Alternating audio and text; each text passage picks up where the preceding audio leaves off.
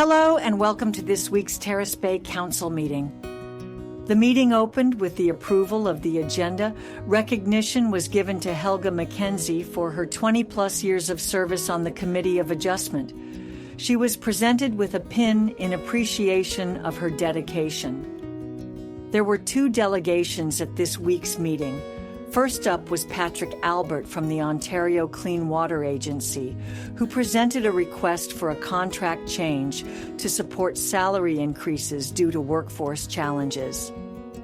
Then, Maddie Fromm from Food Cycle Science presented. She outlined the benefits of the Food Cycler, a device that turns food waste into nutrient-rich material. The proposed pilot would involve 50 households, with costs shared between the company, the municipality, and residents. The council discussed and approved the 2025 interim tax levy bylaw, which will generate close to $2 million in tax revenue. The first tax installment will be due on March 31st and the second on April 30th. Council then moved to a closed session to address confidential issues. Now here's the agenda for this evening's meeting. Thank you for watching.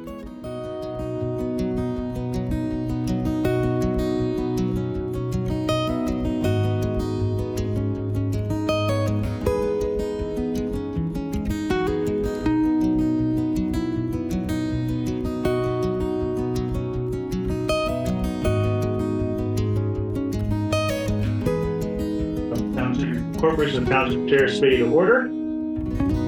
The Council of the Township of Terrace Bay hereby acknowledges we are the Robinson Superior Treaty Territory in the land on which we gather the traditional territory of the Anishinaabe and the Métis. We have a motion here from Councillor St. Louis, seconded by Councillor Johnson. Be it resolved that Council approve the agenda for the regular Council meeting held February 18th, 2025 as amended. It's just a note, Mr. Chair, that the item that it was amended was item 6B. That was the discussion with the Agasavan Golf Course president. He was unavailable tonight, asked to be rescheduled to March 3rd. Any questions, comments, additions, deletions? No. All in favor? Carried.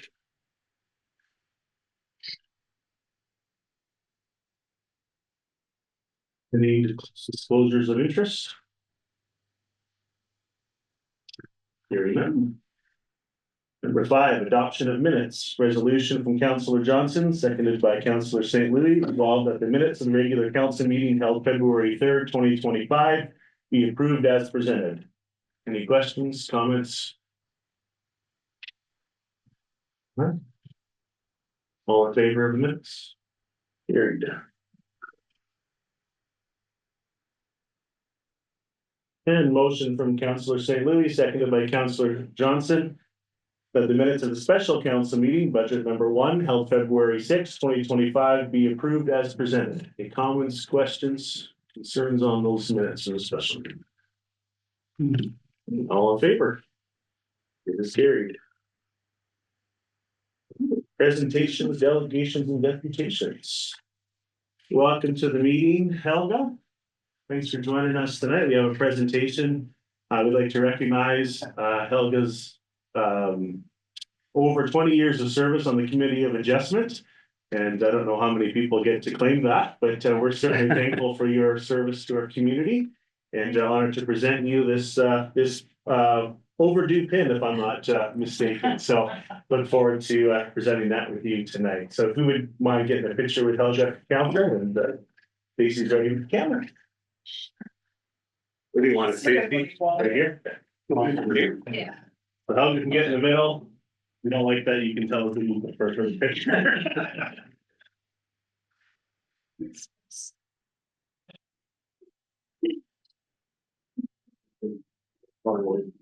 Yeah. Look how fast we cleared the room. Yeah. There you go. Yeah. Congratulations. Thank you. Okay, here we go.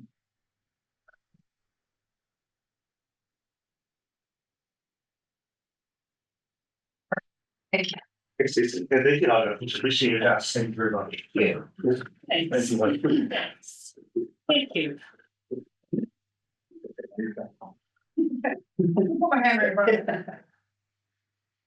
They have his turn. Yeah. If you wish. Presentations. From Sir P. Albert, I believe, of Patrick Albert of Ontario Clean Water Agency. Welcome to our council meeting tonight, Patrick. Can you hear us? Yep, absolutely. Can you hear me? Can Beautiful. Thank you so much. Good evening, council and township staff. I just want to thank you all for the opportunity to present this evening. Currently, Aqua and the township are in a fixed term agreement until December 31st, 2029. The agreement does allow for changes to the agreement in the form of a change order. Aqua this evening is requesting the township's consideration for a change order to support the across the board salary increases that we faced in 2024.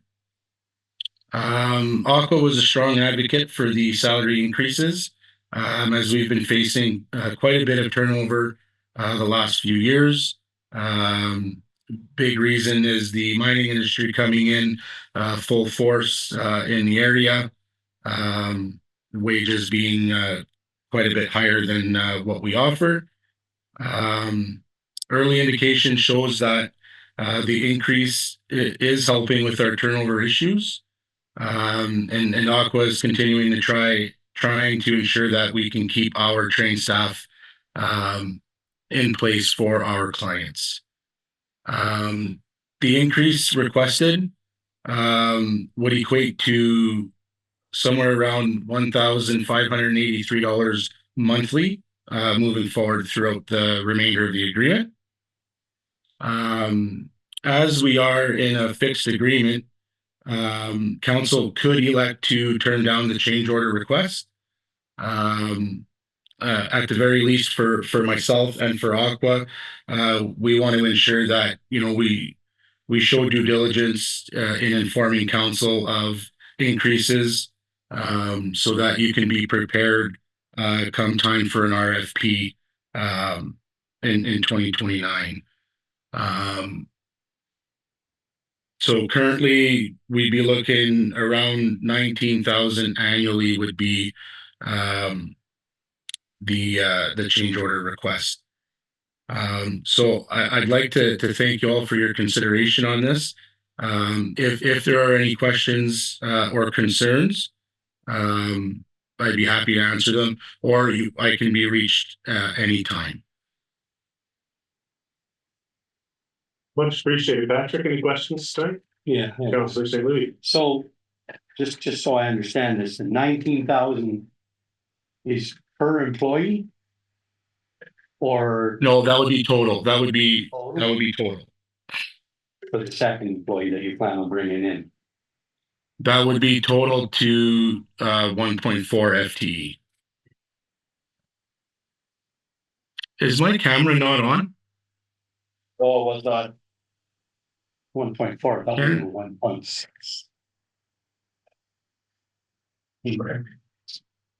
My apologies. I can't turn it on from this side. I'm not getting the option. your presentation up anyways, Patrick. Oh, okay. I did move it forward as you were speaking, so. Thank you, John. Yeah. Any other questions for Patrick? No. Well, we appreciate your time tonight, Patrick, and your work with our municipality. Take your change order into consideration. Great. Thank you very much, everyone. Have a great evening. Thank you. Thank you.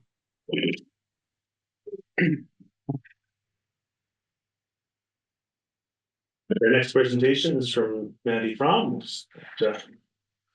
Okay, sounds good. Thank you so much. So, good evening, Mayor, members of council and staff. Thank you for having me. My name is Maddie Frum, and I'm the Municipal Partnerships Representative at Food Cycle Science. And I'm here tonight to discuss a round 2 pilot program for the Township of Terrace Bay. So, before I really get into my presentation, I want to provide a bit more context on why this presentation is taking place. So, some of you may be familiar that Terrace Bay had a pilot program in 2021. And it went really well. So what happened recently is I was talking with the Township of Schreiber about a program in their community. They ran an expression of interest on social media, and that generated a lot of comments from residents in Terrace Bay saying, "Oh, we're so sad we missed out on this the first time. We'd love an opportunity to participate." So from there, Schreiber's like, "Can we open it up to them?" And really, it has to come through Terrace Bay. So I had a conversation with Stacy and John, and we thought it'd be great to just present some new information on our program. So that's what I'm doing tonight. So if you go to the next slide. So, for those of you who don't know, Food Cycle Science is a Canadian company. We're based out of Ottawa and we're 100% focused on food waste diversion solutions. And we do that by using our innovative technology called the Food Cycler. So, this in home food recycler is sold direct to consumers, to businesses, to classrooms through partnerships with not for profit organizations, and then to municipalities through our Food Cycler Municipal Solutions division. So, if you go to the next slide, please. So we've partnered with more than 150 Canadian municipalities, and Terrace Bay was number 12 on that list, which was really exciting for us. So thank you for joining at that time. You'll find us now in rural and remote areas, all the way to highly populated cities. But nearby to you, we have programs in Schreiber, so that was approved, Wawa, and Hornpain.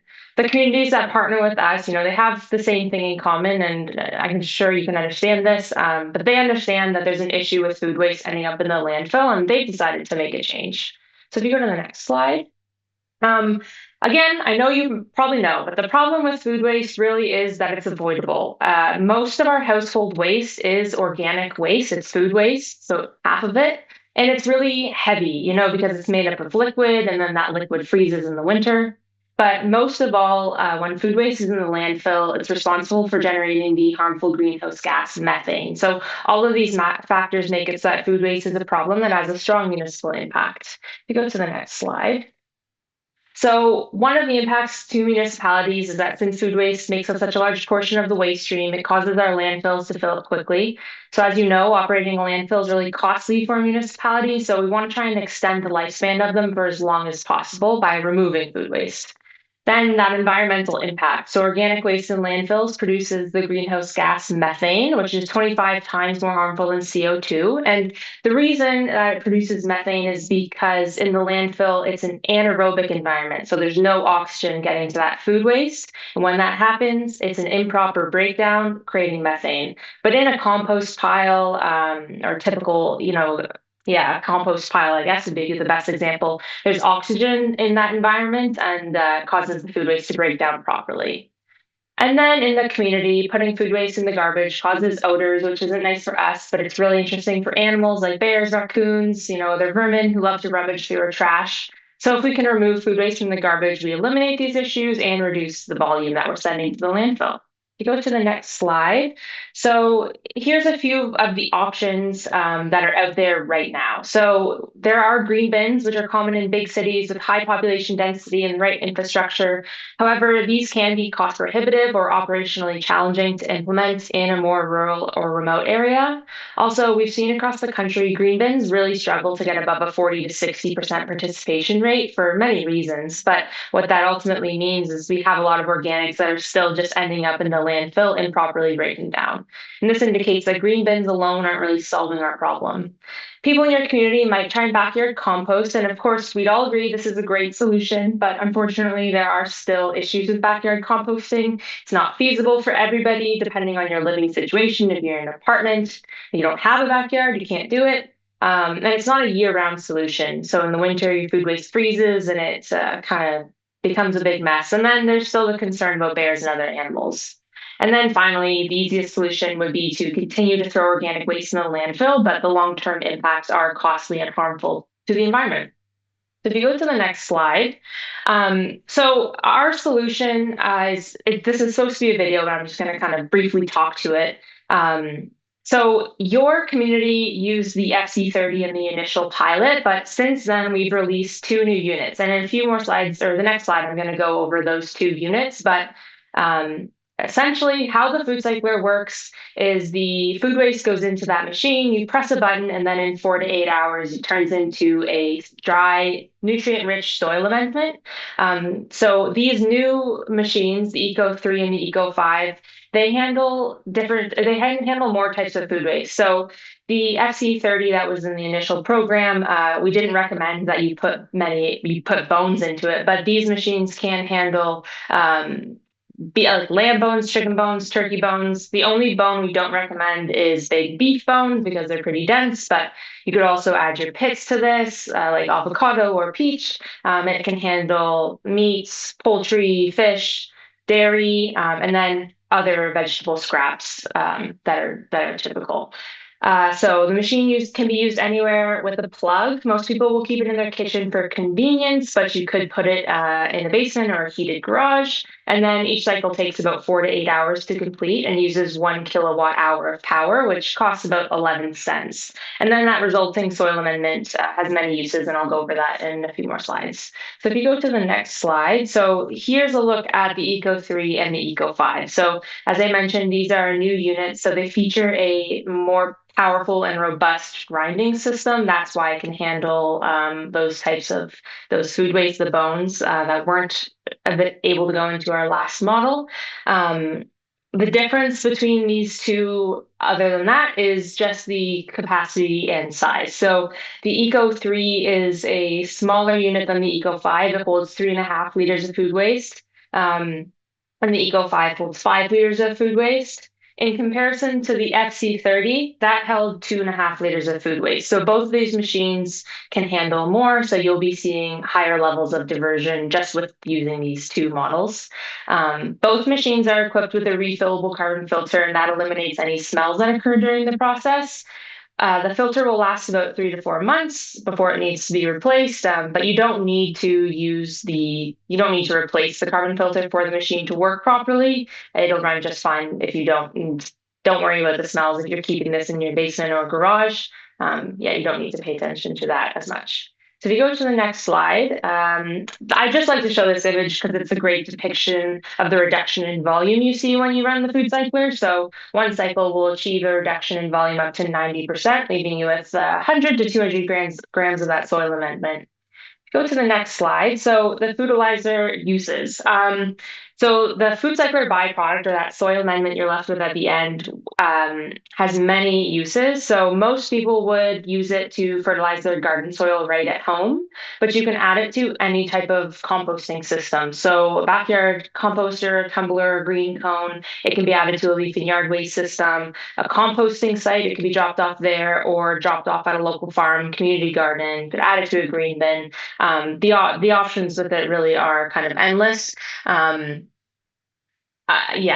adding it to your garden soil is what most people do. It stores indefinitely as well. So I think most people during the winter months will keep it in a bucket in their garage with a lid on it. As long as it doesn't get wet, it's going to last. So that's great. If you go to the next slide, the environmental impact. So from an environmental standpoint, over its lifetime, the food cycler is a net negative carbon solution. So what that means, it's just like planting trees or using solar panels. When you use the food cycler to avoid bringing food waste to a landfill, you avoid more greenhouse gases than you create in that process. So same can't be said for other municipal operations like waste facilities or collection services, which do create emissions at every step. We go to the next slide, the economic impact. So in addition to the environmental impact, the traditional method of managing waste is a heavily burdened system with unrelenting costs from trucking, labor, and maintenance. But with the food cycler, we offer a decentralized approach that avoids these unnecessary costs, greenhouse gas emissions, and infrastructure costs to the municipality or the resident. So the food waste that's created in the home essentially stays in the home, and that's fantastic. So you go to the next slide. So one thing we've learned from working with municipalities is that residents are really interested in being part of the solution. They want to try new things, they want options, and they want their government to bring these options to the community. So with the food cycle, you get to do something that's innovative and tangible to residents. And since food waste accounts for such a large portion of household waste, it's a very impactful strategy to achieving food waste diversion targets.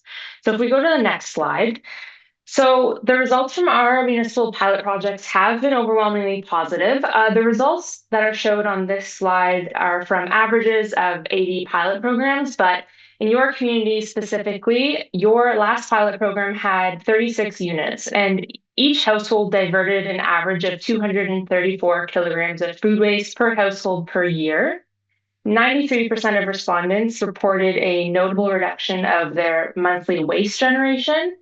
96% would recommend the program to others. And then that 4% said that they were unsure if they would. They just needed a bit more time to use the machine, but there's no no's, so that's great. And then 100% of the respondents from that initial pilot program said that they would continue to use their food cycler after the program. So overall, the results were really great. We were really happy with how the program went. And then seeing the interest on Schreiber's expression of interest post was a nice indication that I think the program would be welcome again in your community. So how the pilot program works for those who aren't aware, so the pilot program starts with a 12-week phase to test the viability of the solution in your community.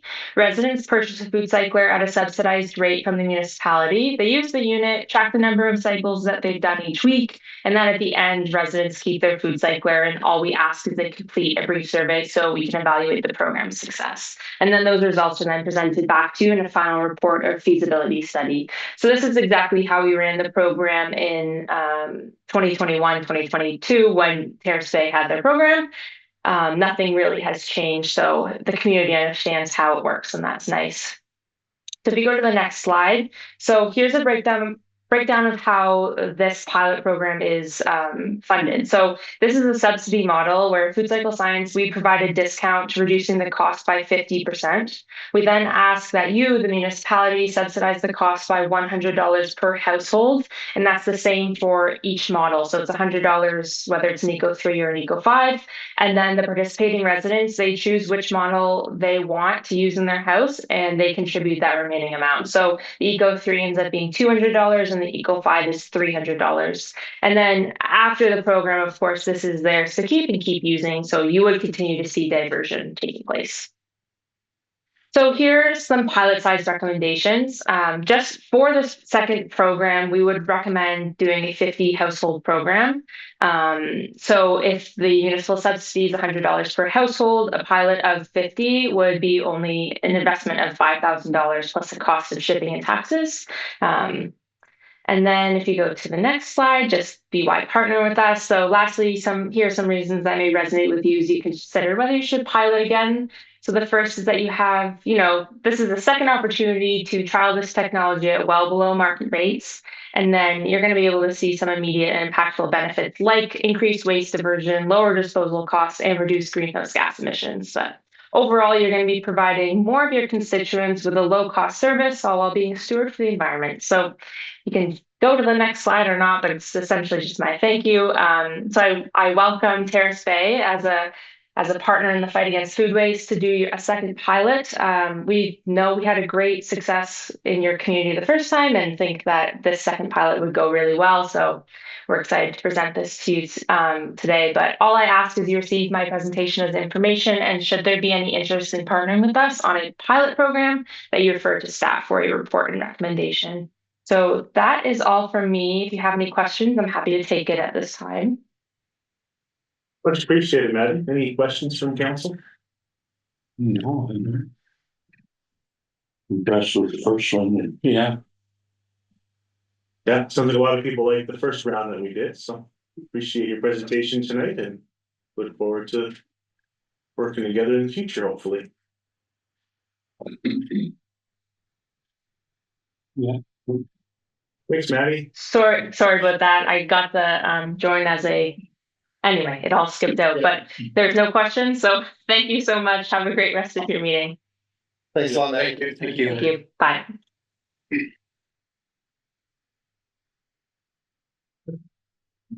Number 7, reports from administration. Hey, Thank you, Mr. Chair. Every year, council must pass a bylaw to impose an interim tax levy prior to the adoption of the estimates for the current year. Section 317 of the municipal act allows the municipality to impose this bylaw. The levy facilitates the financing of operations and eliminates or reduces the need to borrow.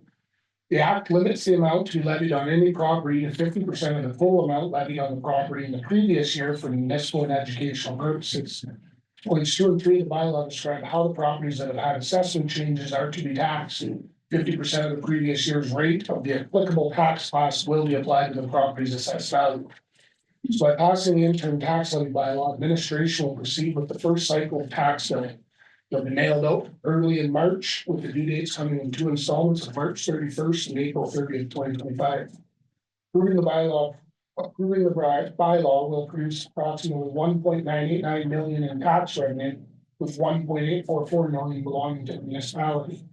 So the options are: 1, approve the 2025 interim tax levy bylaw and the relevant bylaw be brought forward, or 2, do not approve the 2025 interim tax levy bylaw and ask administration to make changes as directed.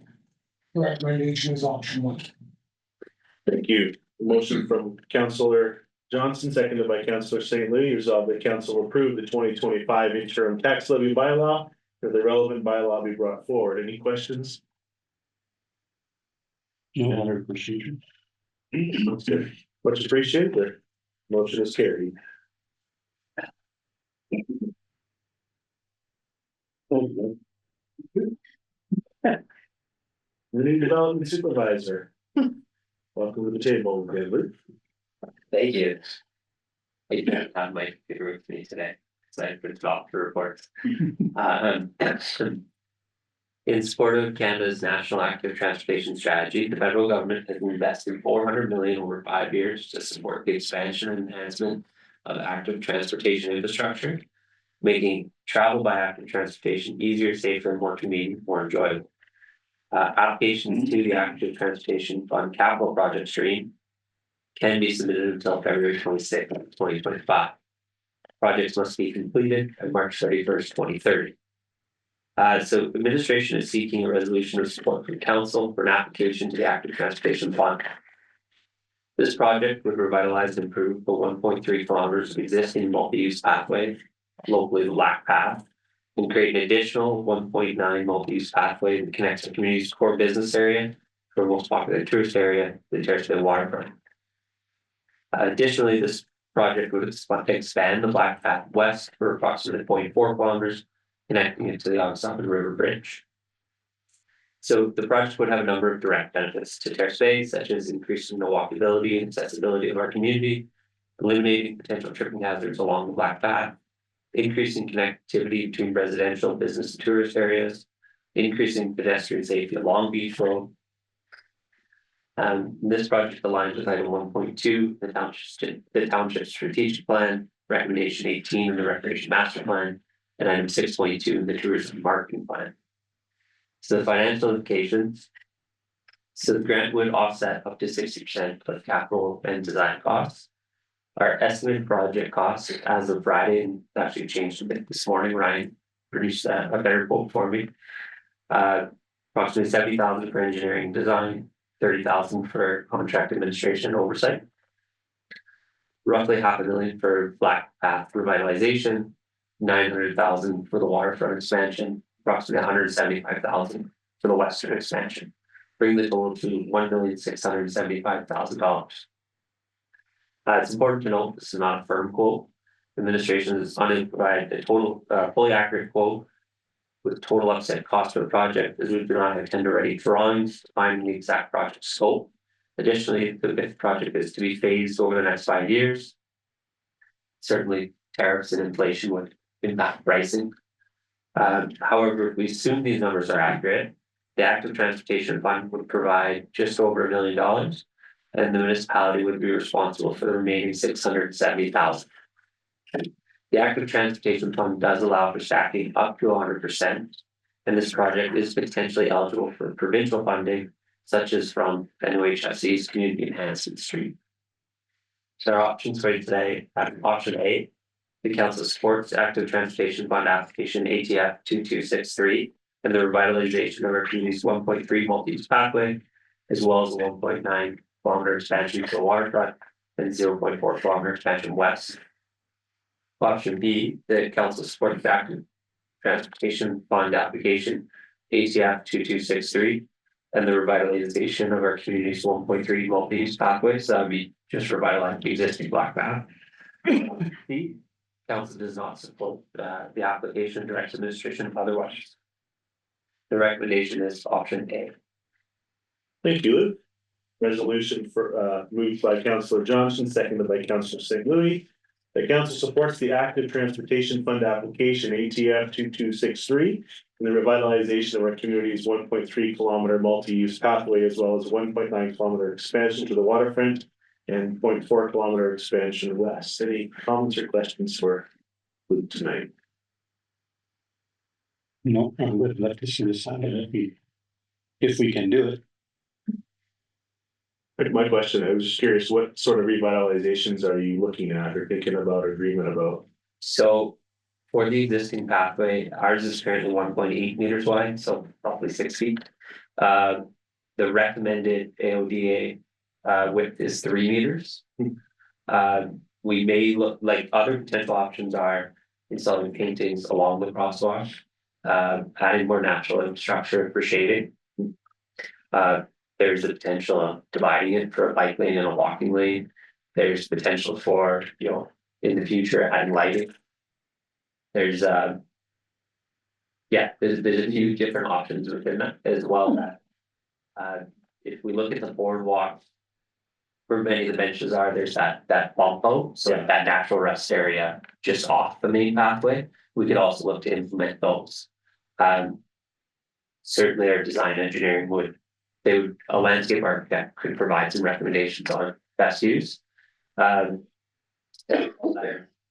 believe some areas right now, like there's a little bit of cooling for water drainage, so you would look to raise those areas, level them. That's what I was hoping you were going to say, honestly. It's my follow-up question. There's one area that's almost useless most of the year, so for that reason, but appreciate your. Ideally fix that portion. Yeah. Thank you. All in favor I'll move the motion. Yeah. All in favor to support the active transportation fund application ATF 2263. The revitalization of our community's 1.3 kilometer multi-use pathway, as well as 1.9 kilometer expansion to the waterfront and 0.4 expansion west. All in favor? Carried. Thank you. Thank you. Thank you.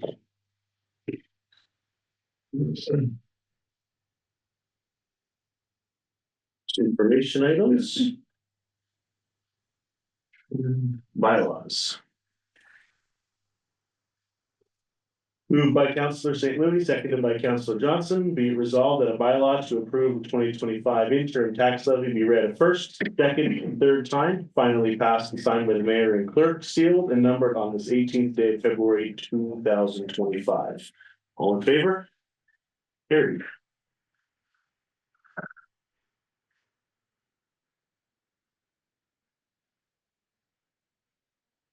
Question period. Any questions online tonight? Questions online, going once?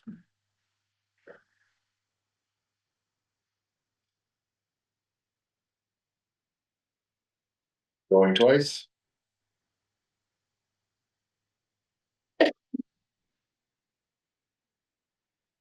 Third and final call?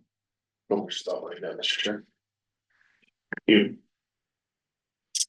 Moved by Councillor Johnson, seconded by Councillor St. Louis. Resolved the council now move the portion of this meeting to in camera at 7:02 p.m. to discuss the approval of minutes from the previous closed session, February 3rd, 2025. One matter concerning the security of the property of the municipality or local board, cybersecurity incident. Number 3, one matter concerning a position plan, procedure, criteria, or instruction to be applied to any negotiations carried on by or on behalf of the municipality or local board regarding change order requests concerning the water wastewater operations contract. Number 4, one matter concerning advice subject to solicitor client privilege including communications necessary for that purpose regarding Superior North EMS Station. Number 5, one matter concerning a position plan, procedure, criteria, or instruction to be applied to any negotiations carried on or to be carried on by or on behalf of the municipality or local board regarding Superior North EMS Station. Any questions, comments with the in-camera session? All in favor? Carried. We'll recess for 5 minutes.